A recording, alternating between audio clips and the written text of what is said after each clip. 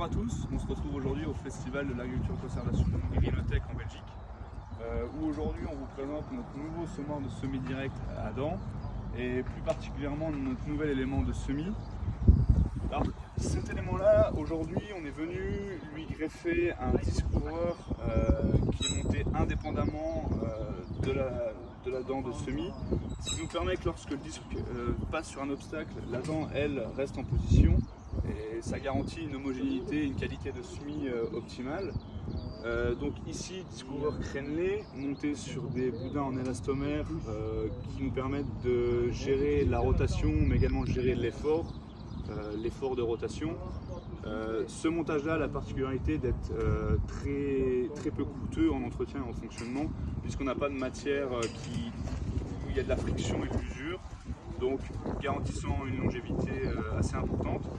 Ici, on a un palier de déchômeur à disque qui nous permet de gérer la rotation. Donc pareil, un déchômeur à disque, le disque est censé travailler en biais avec beaucoup d'efforts. Ici, on travaille de manière droite avec très peu d'efforts, donc d'un point de vue longévité, on est très correct. Derrière, on retrouve notre dent de semis Metcalf. Donc elle, on n'a plus besoin de la présenter, ça fait 4 ans aujourd'hui qu'on l'utilise sur la ferme. On est très satisfait du travail qu'elle fait. 15 mm d'épaisseur, très peu profonde, ce qui permet que le sillon se referme de manière autonome. Derrière, l'arrivée de semences, l'arrivée d'engrais liquides. Ici, on retrouve la broche de réglage qui nous permet de régler de 0,5 cm par 0,5 cm. Le montage donc, du parallélogramme. Ici, on retrouve de l'acier S700 et S355 en fonction des pièces. À l'arrière, une roue caoutchouc, elle également montée sur le même palier que le disque ouvreur, donc toujours pareil, hein, un palier de déchômeur à disque pour tenir une roue de jauge.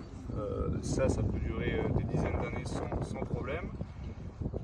Cette roue caoutchouc, l'avantage qu'elle a, c'est qu'elle nous permet de vraiment bien refermer et rappuyer le sillon, et également du fait qu'elle travaille un petit peu sur ses flancs en conditions un petit peu humides, la terre colle moins dessus.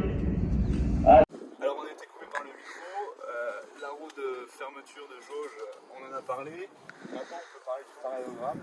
Donc ici le parallélogramme il nous permet de bien suivre le terrain et de gagner en homogénéité de semis et en qualité. Ce parallélogramme là, la pression est effectuée de manière mécanique avec le ressort. Ici on retrouve les 4 points d'articulation montés avec des bagues d'usure.